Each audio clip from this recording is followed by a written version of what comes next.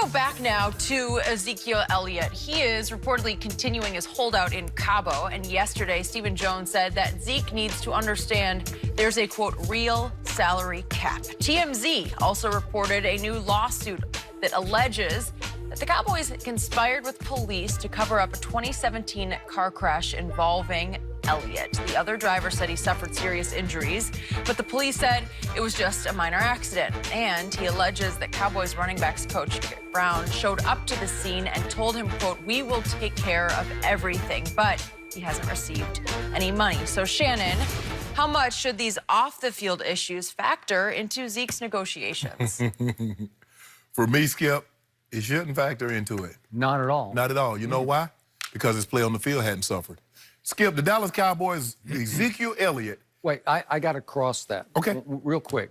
It did cost them six games. Okay, right. So that suffered not performance, right, but availability suffered because he was gone. But go ahead. But you and I both believe we're not to relitigate what transpired. That maybe that should not have happened. Should not have happened. Skip, when I look at it, Ezekiel Elliott has been everything the Dallas Cowboys hoped he would be on the field. Ezekiel Elliott has been everything they thought he would be off of it. Skip, when you go take a guy with the 4th pick overall, you don't just go talk to high school and college coaches. When you got that kind of reach, you talk to people around. They knew exactly what they were getting with Ezekiel Elliott. Okay. It's called production intolerance. And the reason why they tolerate what Zeke does is because his production is up here. So production is up here, Jenny. Tolerance is also up here. But let me tell you what will never happen. Tolerance will never outweigh production. Because the moment that production starts to slip, they're going to get Zeke up out of there. That's just the way it is. So, Skip Bayless, I don't really what? You're gonna tie it like, okay, if you get in trouble, you have to give us some of this money back? Because Zeke is looking at it like, okay, I've led the league in rushing 2 out of 3 years. Yeah, I pulled the lady's top down. That was bad. He shouldn't have done that. Yeah. Yep. I'm just saying. Don't do it again. Yeah, I bumped it. But I told you, remember Vegas? I said, Skip, go ahead and break the guy off so you don't have to deal with this. Now you got Zeke. Skip, when I talk to these guys, I'm telling you things that either I personally know about or if it happened to me. It happened to me. Skip I was in Denver, did $200 worth of damage. The guy had no idea who I was, Jenny, until the tow truck driver that was at the 7-Eleven came over and saw him. He's like, hey, Shannon, how you doing, man? I'm sorry to hear about your injury. And the dude looked at me and was like, oh, you Shannon Sharp? Skip, we're in the middle of Parker Road. He grabs his neck and go down on both knees. How'd you handle it?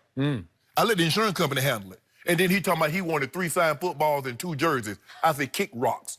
But anyway, Skip Bayless, Ezekiel Elliott has been so good on the field that they've tolerated his behavior off the field. Because when Zeke was getting in all this trouble, that Jerry, you know how Jerry, man, Jerry good. Jerry's a good disinfectant. Man, Jerry can clean up anything. If it happens in Dallas, if Jerry Jones can't clean it up, Skip, you made a mess. Cause you know, hey, I used to spill stuff when I was a little boy. My granny said, boy, don't worry about it. Granny will get it. My grandma couldn't get it up. It wasn't gonna be got. Jerry can't clean it up. It can't be. And that's what they've done with Zeke. So they've emboldened him. A lot of this problem is what the Cowboys have created, Skip. But he's not gonna give. Skip, when you in that moment and you're trying to get your money, you don't see any of the negatives. You don't see anything that you do off the field because all you think you're being judged on is what you do on the field. Because Jerry's like, well, do you want me to be a model citizen and a terrible player, or you want me to be, you'd like to have both? But I'm just saying, more times than not, Skip, give me the great player that I can deal with some of the behaviors if he's not killing him. But obviously, there are examples to this. But Zeke is not giving them a discount, and it shouldn't because he's playing his tail off, and he's going to lead the league in rushing again, and it's going to be 3 out of 4 years, and he's going to get $1 more than Todd Gurley, and you and I both will be happy. Call it a day? Yep. Yeah. Okay. I don't see it the way you see it. My only problem with Ezekiel Elliott is the same problem Jerry has times 1,000. He is the riskiest bet in the entire National Football League. I don't know a riskier bet. No. High risk, but high reward. Maybe you can't go places without him, as in go to Miami for the Super Bowl, well, right? You say that high risk, high reward, but 2 times 2. What position does he play? So it's even a shorter shelf life with that risk. That is correct. So the key to the TMZ reported lawsuit is alleged cover-up. Correct. What does Jerry do about as well as he manages the salary cap? He can cover up, man. Jerry Jones I know. I lived it for many years in Dallas. I watched it. Some of it I could not report because I didn't quite know enough, or I had agreed, and that's not that big a deal. I'll look the other way. Yes. But Jerry can cover up because Jerry can pull strings like nobody can pull in Dallas, Texas, and sometimes in other cities around the country. He is a powerful man. And I believe he has pulled strings that we have no idea about. I believe he has covered up more minor incidents, bar fight type incidents, that we don't know anything about. He knows all about them. He knows chapter and verse of what happened at The Ohio State University behind the scenes, because it was not a pretty story. And we know about all the sexual assault allegations, domestic violence allegations by the alleged victim who knew him at The Ohio State, right? And it escalated from there. It went to the incident in Dallas, blah, blah, blah. We know about all kinds of things that have happened in Dallas and now in Las Vegas. This is why Jerry has to sit back and think, do I have another Dez on my hand? Well, yeah, in ways they're different. You know, their incidents are of different varieties, but the point is, Dez was a handful. Jerry had to assign a full-time, what he called a manager, to basically live with Dez to keep him on the straight and narrow, right? Yep. Even to get him to show up on time. Wild to remember. Okay? That, yeah. He did do that. I don't think it's come to this for Zeke, but I don't know. Maybe there is. I don't know. I mean, think about people at home. Think about this.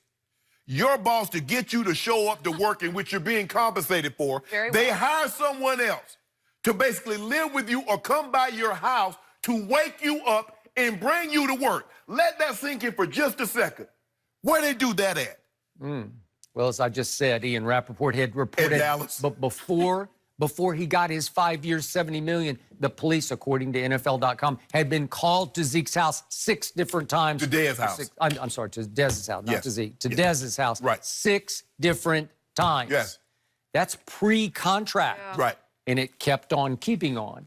So do you think Jerry regrets 5 years, $70 million for Dez Bryant? Well, Skip, no. I think the thing is because after what you mentioned it, he saw what he saw in 2014. In 2014, Dez is what, 22, 23? So he's saying that production is going to keep going up. I'm going to get at least 3-4 more years of that. But you're right, because Dez just turned 30. Okay. So, Skip, and he's thinking, oh, I'm going to get me 3, 4, 5 more years of that. Okay. You never thought it was going to be a downturn. You go from having 16 touchdowns in one season to 17 over the next 3, and you're never that player again. Dez Bryant, from that point on, was never thought of as a top 5 receiver. As it progressed, he couldn't even crack the top 10. No, he could not.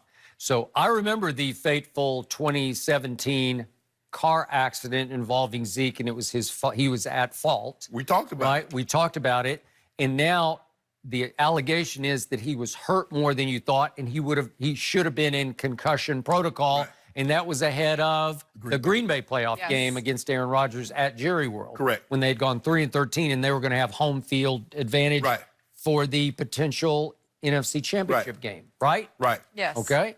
So maybe he shouldn't have even played. Jerry had to pull some big strings to get Zeke on the field. Well, that's what he said. It was a minor fender bender. Okay. But my thing is this. Look, everybody knows the insurance. I watch enough of these excellent lawyers. You never accept responsibility.